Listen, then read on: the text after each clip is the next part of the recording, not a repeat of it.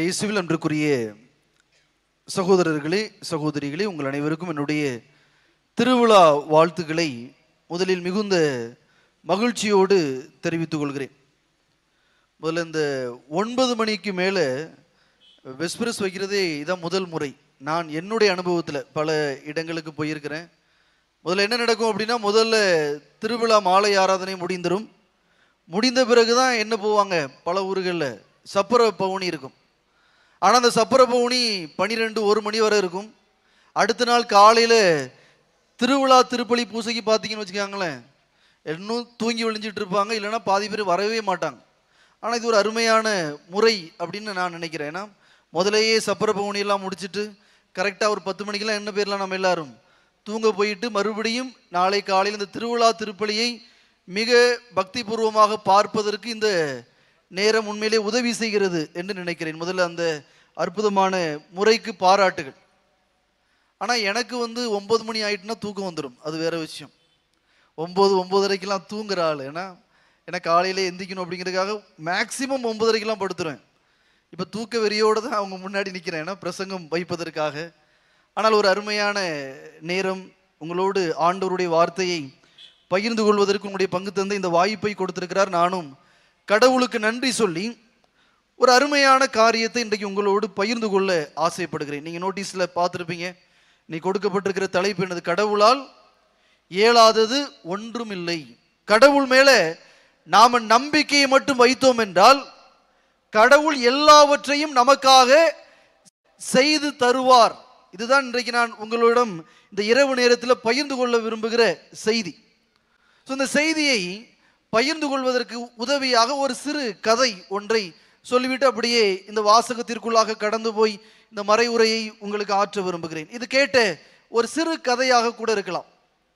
ஒரு சிறிய கிராமம், அந்த கிராமத்தில் கிட்டத்தட்ட 3-4 ஆண்டுகளுக்கு மழையே இல்லை. அது ஒரு விவசாயம் செய்யக்கூடிய ஒரு கிராமம்.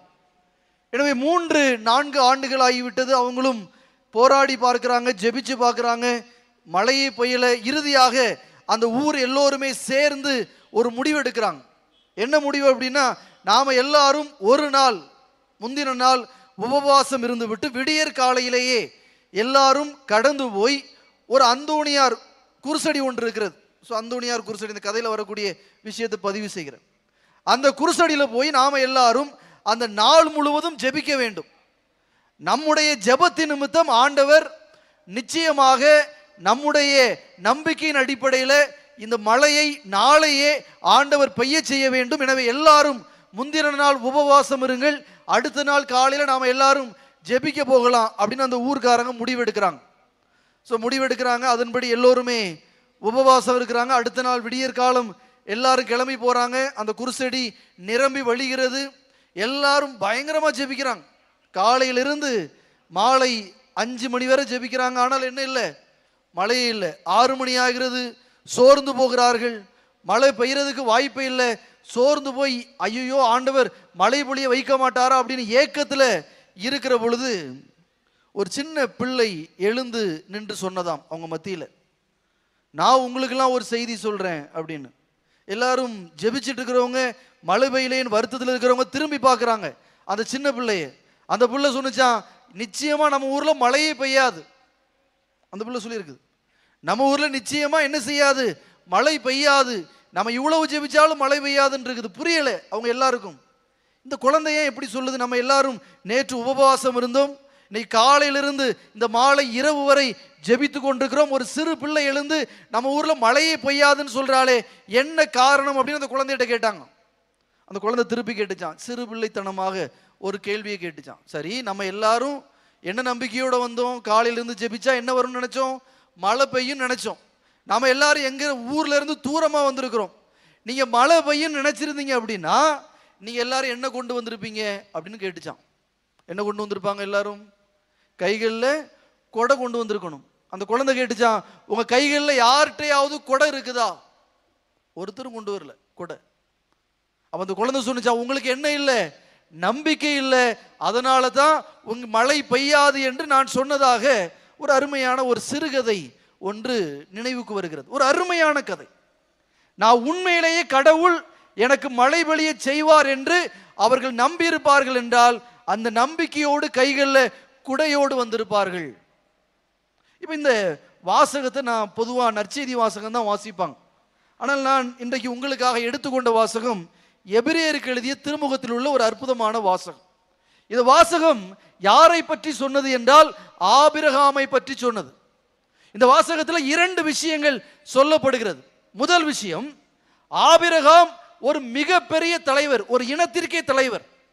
ஆனால் அவருக்கு குழந்தை இல்லை. ஆனால் அவருக்கென்று வேலையாட்கள், அவருக்கென்று மிகப்பெரிய கூட்டம், அவருடைய சொந்தக்காரர்கள் என்று ஒரு அற்புதமான ஒரு பாதுகாப்பான வாழ்க்கையை ஆபிரகாம் வாழ்ந்து கொண்டிருக்கிறார். அப்படிப்பட்ட ஒரு சூழ்நிலையில கடவுள் ஆபிரகாமுக்கு தோன்றி சொல்கிறார், நீ இந்த இடத்தை விட்டுட்டு நான் உனக்கு ஒரு தேசத்தை வாக்களிக்க போகிறேன், நீ அந்த நாட்டுக்கு போகணுங்கிறார். மிக தெளிவாக சொல்லப்படுகிறது, அந்த நாட்டிற்கு ஆபிரகாம் போவார் என்றால் நிச்சயமாக அவர் உங்க அந்நியராக இருக்க வேண்டும். அங்க யாருமே இருக்க மாட்டாங்க. அவருக்கென்று நிலம் இருக்காது, அவருக்கென்று ஆடு மாடுகள் இருக்காது, அவருக்கென்று வேலையாட்கள் இருக்காது, அவருக்கென்று எந்த பாதுகாப்பும் இருக்காது. ஏனென்றால் அவர் போகிறது எந்த தேசம் என்றே அவருக்கு தெரியாது. ஆனால் கடவுளை அவர் நம்புகிறார். இந்த இடத்தை விட்டுவிட்டு, தன்னுடைய நிலத்தை விட்டுவிட்டு, தன்னுடைய ஆடு மாடுகளை விட்டுவிட்டு, தன்னுடைய வேலையாட்களை விட்டுவிட்டு, தன்னுடைய பாதுகாப்பை விட்டுவிட்டு ஒரு பாதுகாப்பற்ற ஒரு சூழ்நிலைக்கு ஆபிரகாம் கடந்து போனார் என்றால் பவுலடிகளார் எழுதுகிறார், அவர் கடவுள் மீது வைத்த ஒரு ஆழமான நம்பிக்கை. என்ன நம்பிக்கை? என் கடவுளால் எதையும் செய்ய முடியும் என்கிற ஒரு ஆழமான நம்பிக்கை. எனவேதான் ஆபிரகாம் அந்த இடத்தை விட்டுவிட்டு கடவுள் வாக்களித்த ஒரு நாட்டை நோக்கி பயணம் செய்கிறார். இரண்டாவதாக அதே வாசகம் சொல்கிறது, கருவுற இயலாத ஒரு வயது. விவிலிய அறிஞர் சொல்கிறார்கள் கிட்டத்தட்ட 90 வயது இருக்கும். ஏனென்றால் அந்த நேரத்தில் கருவுற இயலாது என்று சொல்லப்பட்ட பொழுதும் ஆபிரகாம் கடவுளுடைய வார்த்தையை நம்புகிறார். கண்டிப்பாக கடவுள் எனக்கு குழந்தையை தருவார். அதிலும் அடுத்த வார்த்தை மிக அழுத்தமான வார்த்தை சொல்லப்படுகிறது, உன்னுடைய சந்ததி எப்படி இருக்கும்னா வானத்தில் உள்ள விண்மீன்களைப் போலவும் கடற்கரை மணல்களைப் போலவும் உன்னுடைய சந்ததி இருக்கும் என்று ஆண்டவர் கொடுத்த வாக்கை அந்த கருவுற இயலாத அந்த வயதான நேரத்திலும் ஆபிரகாம் நம்பினார் என்றால் அவருக்கு கடவுள் மீது ஒரு ஆழமான நம்பிக்கை இருந்தது. என்ன நம்பிக்கை? கடவுளால் எல்லாம் இயலும், கடவுளால் இயலாதது என்று எதுவுமே இருக்காது என்பதை மிக ஆழமாக ஆபிரகாம் நம்பினார். மூன்றாவதாக நாம் பார்க்கிறோம், தன்னுடைய ஒரே மகனை பலியிட துணிகின்ற அளவிற்கு அவர் நின்றார் என்றால் அதுவும் கடவுள் மீது இருந்த ஆழமான நம்பிக்கை. சாத்தியமற்ற 3 விஷயங்களை ஆபிரகாம் செய்ய துணிகிறார். தன்னுடைய பாதுகாப்பை விட்டு பயணம் செய்கிறார், கருவுறையில் ஆதகாரத்திலும் குழந்தை பிறக்கும் என்று நம்புகிறார், தனக்கு பிறந்த அந்த ஒரே குழந்தையையும் ஆண்டவருக்காக பலியிட அந்த மகனை அழைத்து செல்கிறார். இவையெல்லாம் சாத்தியமற்றது. ஆனால் அந்த சாத்தியமற்ற செயலையும் ஆபிரகாம் செய்ய துணிந்தார் என்றால் பவுலடிகிறார் மிக தெளிவாக எழுதுகிறார், அவர் கடவுள் மீது கொண்டிருந்த ஆழமான நம்பிக்கை. என்ன நம்பிக்கை? கடவுளால் எதை வேண்டுமானாலும் செய்ய இயலும். இன்றைக்கு நான் உங்களிடம் அந்த நம்பிக்கையை தான் விதைக்க விரும்புகிறேன். ஏன் இன்னைக்கு சவேரியாருடைய இந்த திருவிழாவில் இந்த செய்தி என்றால், புனித சவேரியாரிடமும் இதே நம்பிக்கை தான் இருந்தது. இந்த தேசத்தை குறித்து அவருக்கு ஒன்றுமே தெரியாது, இந்த மொழி தெரியாது, நம்முடைய பழக்க வழக்கங்கள் தெரியாது, நம்முடைய உணவு பழக்கம் அவருக்கு சுத்தமாக தெரியாது. ஆனால் எல்லாவற்றையும் துறந்துவிட்டு இந்த தேசத்திற்கு அவர் பயணம் மேற்கொண்டார் என்றால் அதற்கும் காரணம் அவர் கடவுள் மீது கொண்டிருந்த ஆழமான நம்பிக்கை. என் கடவுள் அந்த தேசத்திலும் என்னை வழி நடத்துவார் என்று நம்பினார். இன்றைக்கு நாம எல்லாரும் இன்றைக்கு கிறிஸ்தவர்களாக இங்கு அமர்ந்திருக்கிறோம் என்றால் அதற்கு இந்த புனிதர் கொண்டிருந்த ஒரு ஆழமான நம்பிக்கை. எனவே அன்பு மக்களே, இன்றைக்கு நான் மீண்டும் சொல்கிறேன், உங்களிடம் பதிய வைக்கிற விரும்புகிற செய்தி, கடவுளால் எல்லாம் இயலும். அந்த கடவுளை நீங்க என்ன செய்யணும்? நம்புங்க என்பதுதான். ஆனால் இந்த கடவுள் நம்பிக்கை அப்படின்னு சொல்லுகிற பொழுது இதுல 2 படிநிலைகள் இருக்கிறது. முதல்ல அதை சொல்லிவிட்டு நான் அடுத்த நிலைக்கு போகிறேன். 2 படிநிலைகள். கடவுள் நம்பிக்கை அப்படின்னு கேட்ட உடனே நமக்கெல்லாம் ஒரு பதில் வரும். என்ன பதில்? கடவுள் நம்பிக்கைனா என்ன? இது ரொம்ப தொலைவா இருக்குது. பக்கத்தில் நான் உங்கள்கிட்ட கேட்டு பேசலாம், அதுக்கு வாய்ப்பு இல்லை. கடவுள் நம்பிக்கை அப்படின்னு கேட்டோம்னா நாம எல்லாரும் இன்றைக்கு வாசிக்க கேட்ட இந்த நற்செய்தியினுடைய, மன்னிக்க வேண்டும், இந்த வாசகத்தினுடைய 11வது அதிகாரம் முதல் வசனத்தை தான் பொதுவாக எல்லாரும் சொல்லுவாங்க. கடவுள் நம்பிக்கைனா என்னது? நம்பிக்கை என்பது நாம் எதிர்நோக்கி இருப்பவை கிடைக்கும் என்கிற உறுதி. இரண்டாவது விஷயம், கண்ணுக்கு புலப்படாதவை பற்றிய ஒரு ஐயமற்ற சூழ்நிலை. இந்த ரெண்டையும் தான் பல நேரங்களில் நாம நம்பிக்கைனா என்னன்னு சொல்லுவோம். கடவுள் நம்பிக்கைனா என்னது? நான் கடவுளிடம் எதை கேட்டாலும் அவர் எனக்கு தருவார் என்கிற ஒரு ஆழமான ஒரு விசுவாசத்திற்கு, இது நடைபெறாது என்று நம்பினாலும், கண்ணுக்கு புலப்படவில்லை என்றாலும் இது நடக்கும், இது கிடைக்கும் என்ற நம்பிக்கைக்கு பெயர்தான் கடவுள் நம்பிக்கை என்று நாம நினைத்திருக்கலாம். இது முதல் படிநிலை. ஆனால் இரண்டாவது ஒரு படிநிலை இருக்கிறது. கடவுள் நம்பிக்கை என்றால் என்ன? 1 யோவான் 5வது அதிகாரம் 14வது வசனம் இப்படி சொல்கிறது, நாம் கேட்பது கடவுளுடைய திருவுள்ளத்திற்கு ஏற்ப அமைந்திருப்பின் அவர் நமக்கு செவிசாய்க்கிறார். இதுவே நாம் அவர் மீது கொண்டுள்ள உறுதியான நம்பிக்கை. மிக தெளிவாக யோவான் எழுதுகிறார். எது நம்பிக்கை?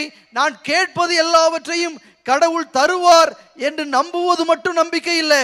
நான் கேட்பேன், கடவுளுக்கு விருப்பம் என்றால் தருவார், கடவுளுக்கு விருப்பம் இல்லை என்றால் அவர் தரமாட்டார், அதை நான் ஏற்றுக்கொள்கிறேன். பாருங்க, அந்த மன பக்குவத்திற்கு பெயர்தான் நம்பிக்கை என்பதை யோவான் நமக்கு எழுதுகிறார். ஆக 2 நம்பிக்கைகள் இருக்கிறது. ஆனால் நான் அந்த 2வது படிநிலைக்கு போகல, அது மிக உயர்ந்த படிநிலை. அதற்கு நாம போகணும் அப்படின்னா முதல் படிநிலையை கடக்க வேண்டும். என்ன படிநிலை? நான் ஒரு விஷயத்தை நேசிக்கிறேன், ஒரு விஷயத்திற்காக ஆண்டவரிடம் ஜெபிக்கிறேன், அது கண்ணுக்கு புலப்படாத நிலையில் இருக்கிறது, ஆனால் நான் ஐயமற்ற நிலையில் கடவுள் தருவார் என்பதை நான் நம்புகிறேன் என்று நினைக்கிறீங்க பாருங்க, அதுதான் முதல் படிநிலை. இந்த முதல் படிநிலையில எனக்கு கடவுள் மீது நம்பிக்கை இருக்கிறதா? இந்த கேள்வி நம்ம எல்லாரும் கேட்டு பார்க்கணும். பல நேரங்களில் நம்பிக்கை இருக்கு ஆனா இல்லை, இதுதான் நம்முடைய பதிலாக இருக்கிறது. நாம கடவுளை நம்புகிறோம். உண்மையா யோசித்து பாருங்க, விவிலியம் சொல்கிறது, நீ நம்பிக்கையோடு ஒரு மலையை பார்த்து பெயர்ந்து கடலில் போய் ஊன்றிக்கொள் என்றால் ஊன்றிக்கொள்ளும் என்று விவிலியம் சொல்கிறது. அப்படின்னா இப்ப நாங்க நிக்கிறேன், நீங்களாம் நம்பிக்கையோட ஜெபிங்க பார்க்கலாம், இந்த ஃபாதர் அப்படியே வானத்தில் பறக்கட்டும் அப்படி நீங்க ஜெபிச்சிங்கன்னா அது நடக்குமா? நடக்காது. சொல்லியாச்சு, மிக தெளிவான பதில். என்ன செய்யாது? நடக்காது. இதுதான் நம்ம பிரச்சனை. என்ன பிரச்சனை? கடவுளை நாம நம்பல. ஆனா கேட்டா சொல்லுவோம் நாங்கள் கடவுளை நம்புகிறோம். ஏனென்றால் இந்த விவிலியத்தில் உள்ள வார்த்தை என்னைக்குமே பொய்யாக முடியாது.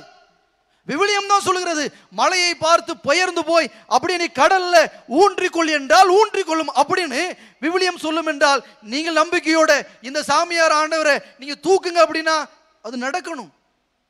ஆனால் நம்ம எல்லாரும் என்ன சொல்றோம்? அது நடக்குமா? நடக்காது. அப்படின்னா நான் ஒரு விஷயத்தை சொல்கிறேன், நாம இன்னும் கடவுளை இன்னும் உறுதியாக நம்பவில்லை, உறுதியாக நம்பல. இதுதான் நான் பிரச்சனை. அதனால தான் நான் சொல்றேன், உங்களிடம் இந்த முதல் படிநிலையை நான் இன்னும் அழுத்தமாக பதிவு செய்ய விரும்புகிறேன். கடவுளை இன்னும் ஆழமாக நம்புங்கள். அதற்கு 3 தடைகள் இருப்பதாக நான் பார்க்கிறேன். கடவுளை நான் இன்றைக்கு முழுமையாக நம்பவில்லை என்றால் 3 தடைகள் இருப்பதை பார்க்கிறேன். முதல் தடை என்னவென்றால், நம்முடைய மனநிலையில் ஒரு விஷயம் இருக்கிறது. என்ன விஷயம் என்றால், இது சாத்தியமில்லை என்கிற ஒரு மனநிலை. நான் கடவுளை இன்றைக்கு முழுமையாக நம்பவில்லை என்றால் அதற்கு முதல் தடை இந்த வார்த்தை, இந்த காரியம் சாத்தியமில்லை. இந்த பிள்ளைங்க எல்லாம் சொன்னாங்க, இது பறக்க முடியுமா? முடியாது. அது எப்படி முடியும்? ஒரு மனிதன் எப்படி இந்த புவியீர்ப்பு விசையை விட்டு மேலே எழும்பி பறக்க முடியும்? அது எப்படி சாத்தியம்? நம்முடைய மனசுல இந்த கேள்வி இருக்கிறது. பல நேரங்களில் இந்த கேள்வி இருக்கு பாருங்க, இந்த மனநிலை இருக்கு பாருங்க, இது கடவுள் நம்பிக்கைக்கு எதிரானது என்பதை நான் மிக அழுத்தமாக பதிவு செய்கிறேன். சாத்தியமற்றது. இது எப்படி நடக்கும்? யோசித்து பாருங்க, 10 லட்சம் 15 லட்சம் கடன் இருக்கிறது. இந்த கடனை எப்படி நான் அடைக்க போகிறேன்? என்ன ஜெபித்தாலும் இது நடக்காதே, இது சாத்தியமற்றது நாம நினைக்கலாம். பல நேரங்களில் நாம நினைக்கிறோம், என்ன நினைக்கிறோம்? 8 வருடம் ஆகிவிட்டது குழந்தை பிறந்து, இந்த தம்பதியருக்கு குழந்தை இல்லையே, 10 வருஷம் ஆச்சு, அவங்க உடல்ல இந்த ஃபால்ட் இருக்கிறதே, இந்த பிரச்சனை இருக்கிறதே, வாய்ப்பு இல்லை, இது சாத்தியம் இல்லை நாம நினைக்கிறோம். அதனால தான் இது நடக்கல. ஒரு தொழிலுக்காக இல்லை என்றால் ஒரு வேலைக்காக நான் முயற்சி செய்து கொண்டிருக்கிறேன், ஆனால் நான் ஜெபிக்கிறேன், ஜெபிக்கிற பொழுதே மனசுக்குள்ள ஒரு எண்ணம் ஓடுகிறது, இது எப்படி சாத்தியம், இது எப்படி நடக்கும்? இந்த கேள்வியோடு தான் பல நேரங்களில் நம்முடைய வாழ்க்கையில நாம கடவுளை நோக்கி ஜெபித்துக் கொண்டிருக்கிறோம். நான் சொல்கிறேன், என்னுடைய வாழ்க்கையில உங்களுடைய வாழ்க்கையில பல காரியங்கள் இன்னைக்கு நடக்கவில்லை என்றால் அதற்கு முதல் தடை இந்த மனநிலை. என்ன மனநிலை? இது சாத்தியமற்றது என்று நினைக்கக்கூடிய மனநிலை.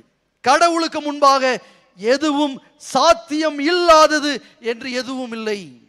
அதை மட்டும் மனதில் பதித்துக் கொள்ளுங்க. நான் அதற்கு உங்களுக்கு உதவி செய்வதற்காக பழைய ஏற்பாட்டிலிருந்து ஒரு வாசகத்தை வாசிக்கிறேன். இப்பொழுது வாசித்த அந்த வாசகம் தான் அதனுடைய அடிப்படையில் சொல்லப்படுகிற விஷயம். தொடக்க நூல் 18 சொல்லப்படுகிற ஒரு காரியம், 13வது வசனம்.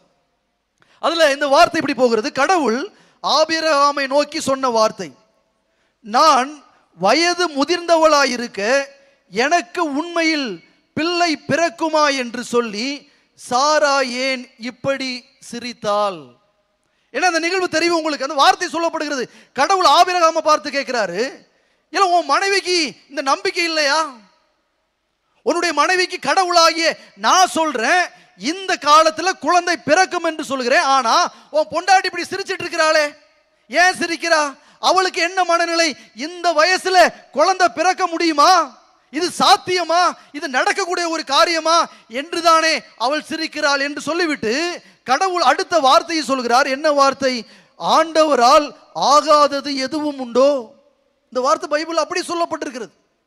நம்முடைய வாழ்க்கையிலும் இன்றைக்கு பல காரியங்களை நம்மளால பெற முடியவில்லை என்றால் அதற்கு மிக முக்கியமான தடைகளில் ஒன்று இந்த தடை. என்ன தடை? இது சாத்தியமற்றது என்று நினைக்கிற தடை. இந்த சாத்தியமற்றது, இதுக்கு வாய்ப்பே இல்லை அப்படின்னு நாம நினைக்கிறோம். அப்படின்னா அதற்கு என்ன காரணம்? அப்படின்னா நம்முடைய முன் அனுபவங்கள். நாம ஒரு சில விஷயங்களை இந்த உலகத்துல பார்க்கிறோம், ஒரு சில காரியங்களை இந்த உலகத்துல பார்க்கிறோம், அறிவியலின் அடிப்படையில் ஒரு சில விஷயங்களை நாம நம்புறோம். இது என்ன செய்கிறது என்றால் இவையெல்லாம் நடக்காது என்று நாம நினைக்கிறோம். ஆனால் இன்றைக்கு ஆண்டவர் ஒரு விஷயத்தை பதிவு செய்கிறார். உங்களுடைய உள்ளத்துல, உங்களுடைய வாழ்க்கையில நீங்கள் ஏதோ ஒரு நோயோடு இந்த இடத்துல இருக்கலாம், ஏதோ ஒரு பிரச்சனையோடு நீங்கள் இந்த இடத்துல இருக்கலாம், ஏதோ ஒரு தேவையோடு நீங்கள் இருக்கலாம். ஆனால் ஜெபிக்கிற பொழுதெல்லாம் உங்களிடம் இந்த மனநிலை இருக்கும் என்றால், ஐயோ இது சாத்தியமா, இது நடக்குமா, இதுக்கு வாய்ப்பு இருக்கா அப்படின்னு நீங்கள் நினைப்பீர்கள் என்றால், இன்னைக்கு ஆண்டவர் சொல்கிறார், நீ என் மீது முழுமையாக நம்பிக்கை கொள்ளவில்லை. எனவே அன்பு மக்களை, இன்றைக்கு முதல் தடை இந்த தடை தான், சாத்தியமற்றது என்கிற நினைக்கக்கூடிய ஒரு மனநிலை. முதல்ல இதை எடுத்து வெளியே போடுங்க. ஏனென்றால் மிக தெளிவாக ஆண்டவர் சொல்கிறார், கடவுளால் இயலாதது ஒன்று உண்டோ? சாராவை பார்த்து ஆபிரகாமை பார்த்து கேட்கப்பட்ட அதே கேள்வி நம்மை பார்த்தும் கேட்கப்படுகிறது. கடவுளால் இயலாதது என்று இந்த உலகத்தில் எதுவும் உண்டா? சோ இது முதல் தடை. இரண்டாவது தடை லாஜிக் பார்க்கிறது. என்ன லாஜிக் பார்ப்போம். நம்ம எல்லாம் ரொம்ப மெத்த படிச்சவங்க. ஸோ நாம் என்னதான் கடவுளை நம்பினாலும் நம்முடைய வாழ்க்கையில இந்த அறிவு என்பது ஒரு தடையாக இருக்கிறது. லாஜிக், அறிவோடு சிந்திப்பது. இந்த பழைய ஏற்பாடை நீங்க வாசித்து பார்த்தீங்கன்னா அந்த முதல் கதையில ஒரு பழத்தை சாப்பிடுவாங்க, ஆதாம் ஏவாள். அந்த பழத்தினுடைய தன்மைகள் அதுல சொல்லப்பட்டிருக்கும். ஏன்னா நீங்க நல்ல கவனமா கவனிச்சு பார்த்தீங்கன்னா சொல்லப்பட்டிருக்கும். ஏன்னா அந்த பழம் எப்படி இருக்குமா? உண்பதற்கு இனிமையாகவும் பார்ப்பதற்கு அழகாகவும், மூன்றாவதாக ஒரு விஷயம் அதில் சொல்லப்பட்டிருக்கும். என்ன விஷயம் தெரியுமா? அது அறிவை கொடுக்கக்கூடியதாகவும் இருக்கும் சொல்லப்பட்டிருக்கும். பாவத்தில் ஒரு பெண்ணை, இந்த மனித குலத்தை விழச் செய்த அந்த பழத்தினுடைய தன்மைகளில் ஒன்று அது அறிவை தரக்கூடியது. ஸோ நான் இன்றைக்கு இரண்டாவது தடையாக பார்க்கிறேன். கடவுள் மீது எனக்கு நம்பிக்கை குறைவாக இருக்கிறது என்றால் அதற்கு இரண்டாவது தடை இந்த லாஜிக் பார்க்கிறது. அறிவோடு லாஜிக் பார்க்கிறது. என்ன லாஜிக்? 1 கூட்டல் 1 அப்படின்னா என்னது?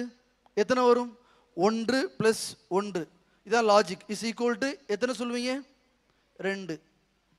இதான் லாஜிக், இது அறிவு. நான் உங்ககிட்ட சொல்றேன், கடவுளுடைய பார்வையில் இங்க லாஜிக்கெல்லாம் அடிப்படையே கிடையாது. என்ன யோசித்து பாருங்க, ஒரு விஷயத்தை பதிவு செய்கிறேன். ஒரு ஆளுக்கு கண்ணு தெரியலன்னு வைத்துக் கொள்ளுங்க, கண்ணில் புரை இருக்கிறது, கண் மங்களாக தெரிகிறது. நம்ம லாஜிக்கின் அடிப்படையில், அறிவின் அடிப்படையில் இந்த கண் புரை நீங்கி அவருக்கு கண் தெளிவாக தெரிய வேண்டும் என்றால் என்ன நடக்கணும்? அவர் என்ன செய்யணும்? முதல்ல ஆஸ்பத்திரிக்கு போகணும், அரவிந்த் ஐ ஹாஸ்பிட்டல் போகணும், அங்கே போய் அதை செக் பண்ணணும். அவங்க என்ன செய்வாங்க? ஒரு சின்ன அறுவை சிகிச்சை செய்து அந்த கண் புரையை எடுப்பாங்க. அதுக்கப்புறம் ஒரு கண்ணாடி போடணும், கண் மருந்து ஊற்றணும். ஒரு வாரம் 2 வாரம் ஆகலாம். 3 வாரத்திற்கு பிறகு அவருக்கு என்ன செய்யும்? தெளிவான கண் தெரியும். இதுதான் லாஜிக், இதுதான் அறிவு. ஸோ இந்த அறிவு என்ன சொல்கிறது என்றால், இவருக்கு கண் தெரியவில்லை, இந்த கண் சரியாக தெரிய வேண்டும் என்றால் இந்த ப்ராசஸ்லாம் நடக்கணும், இது நடக்கணும், இது நடக்கணும், இது நடக்கணும், அதுக்கப்புறம் தான் இது நடக்கும். இதுதான் லாஜிக். ஆனால் கடவுளுடைய பார்வையில் லாஜிக் எதுவுமே கிடையாது, அங்கே மேஜிக் மட்டும்தான் உண்டு. நான் அதை அழுத்தமாக பதிவு செய்கிறேன். ஏனென்றால் விவிலியத்தில் வாசிக்கிற ஒருத்தன், கண் தெரியாத ஒருத்தனை இயேசுட்ட கொண்டு வராங்க, பார்வை கிடைக்கட்டும் என்று சொல்கிறார். பார்வை கிடைக்கிறது, அங்க லாஜிக்கெல்லாம் வேலை செய்யாது. கடவுள் முன்பாக மேஜிக் தான் நடக்கும். ஆழமா நம்புங்க இதை. ஒரு சிறுமி இறந்து கிடக்கிறாள், இறந்த சிறுமியை எப்படி நீங்க எழுப்ப முடியும்? அறிவு சொல்லும் அது எப்படி இறந்தவளை உயிர்ப்பிக்க முடியும். ஆனால் கடவுளுக்கு முன்பு அறிவுக்கு வேலை இல்லை. இறந்த சிறுமியை ஆண்டவர் உயிர்ப்பிக்கிறார். கடவுளால் இயலாதது என்று எதுவுமே இல்லை. இதுதான் உண்மை. ஆனால் இதை இந்த அறிவு இன்றைக்கு ஏற்றுக்கொள்ள பயப்படுகிறது. என்னுடைய அறிவு இதை ஏற்றுக்கொள்ள அஞ்சுகிறது. என்னுடைய அறிவு இதனை தவறு என்று சொல்கிறது. எனவே நான் பல நேரங்களில் இந்த லாஜிக்கை நம்பி என்னுடைய வாழ்க்கையில் நடக்கக்கூடிய கடவுளுடைய அருளால், கடவுளுடைய கிருபையால், கடவுளுடைய ஆற்றலால் என்னுடைய வாழ்க்கையில் நடைபெற வேண்டிய எத்தனையோ மேஜிக், எத்தனையோ அருள் அடையாளங்களை, அருள் விஷயங்களை நான் தவிர்த்திருக்கிறேன். ஸோ கடவுள் மீது எனக்கு இன்றைக்கு நம்பிக்கை இல்லை என்றால் நான் இரண்டாவது தடையாக பார்ப்பது இந்த லாஜிக் பார்ப்பது. தயவு செஞ்சு லாஜிக் பார்க்காதீங்க. கடவுளுக்கு முன்னாடிலாம் லாஜிக்லாம் வேலைக்கெல்லாம் ஆகாது. அவர் நினைப்பார் என்றால், இன்னைக்கு இங்கே குழந்தை இல்லாமல் யாராவது இருப்பீங்க அப்படின்னா, கடவுள் நினைப்பார் என்றால், கடவுள் நினைப்பார் என்றால் அந்த தடையை இந்த நொடியிலேயே அவரால் நீக்க முடியும். நீங்க அதனை நம்பணும், அவ்வளவுதான்.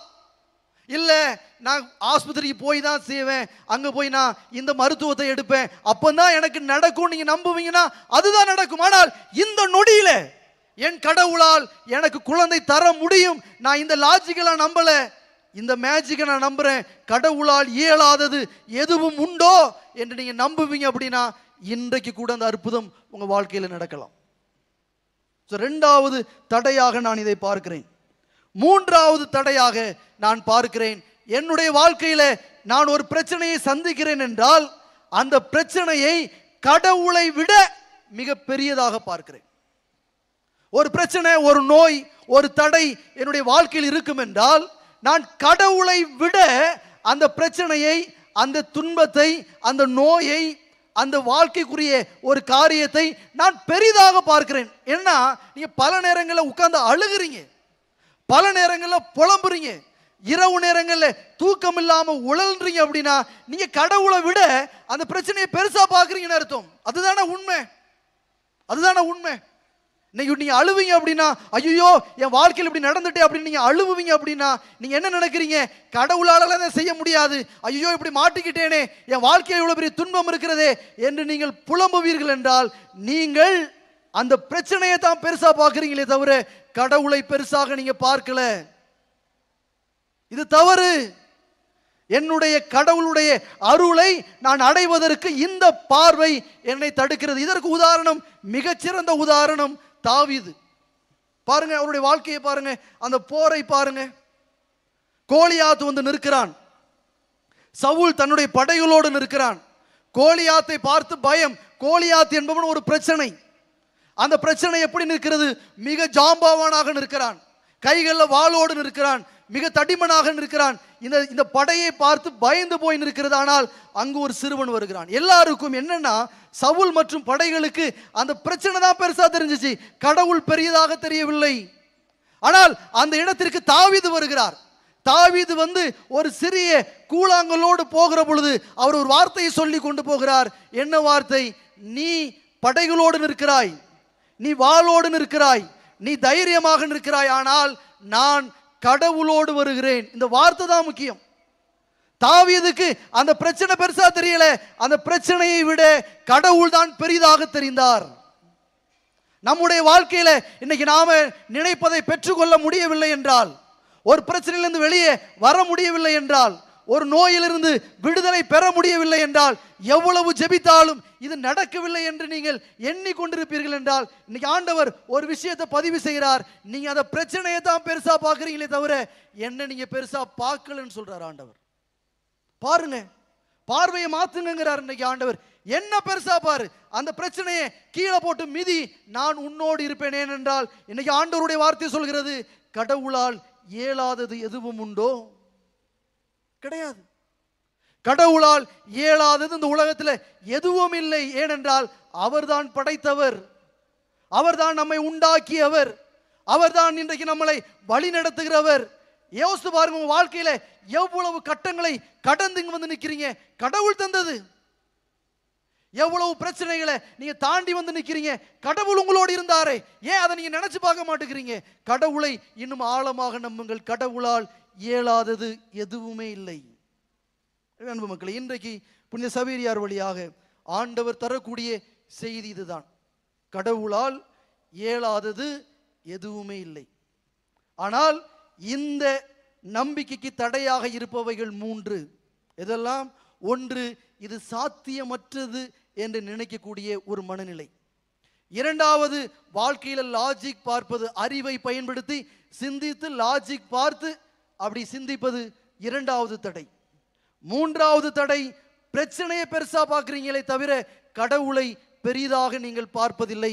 இந்த 3 எண்ணங்களையும் நீங்கள் சரி செய்வீர்கள் என்றால் நிச்சயமாக இன்னைக்கு புனித சவேரியார் ஒரு அழுத்தமான ஒரு நம்பிக்கையை தருகிறார். அவருடைய வாழ்க்கையில் அவர் பெற்றுக்கொண்டது எல்லாவற்றையும் இழந்து விட்டு, ஒன்றுமே தெரியாத இந்த தேசத்திற்கு அவர் வந்தார் என்றால் அவர் நினைக்கல இது சாத்தியமற்றது என்று அவர் நினைக்கவில்லை. அவர் லாஜிக் பார்க்கல. அவர் கடவுளை விட இந்த பிரச்சனையை அவர் பெரிதாக நினைக்கல, கடவுளை தான் பெரிதாக நினைத்தார். எனவே அவர் நம்பினார், இந்த பூமிக்கு வந்தார், எல்லாவற்றையும் கடந்தார், எல்லா பிரச்சனைகளையும் தூக்கி அடித்தார். அவர் ஒரு ராஜாவாக, மிக அற்புதமான ஒரு தலைவராக இந்த சமூகத்தையே இன்றைக்கு கிறிஸ்தவராக்கி நிற்கிறார் என்றால் அவர் கடவுளை முழுமையாக நம்பினார். இன்னைக்கு அவருக்கு விழா எடுக்கிற நீங்களும் அந்த நம்பிக்கையோடு இருக்கிறீர்களா என்கிற ஒரு கேள்வியை எழுப்பி இந்த நம்பிக்கையை பெற்றுக்கொள்ளுங்கள். கடவுளால் இயலாதது எதுவும் இல்லை என்பதை பதிவு செய்கிறார். கேட்க செவியுள்ளோர் கேட்கட்டும். ஆமென்.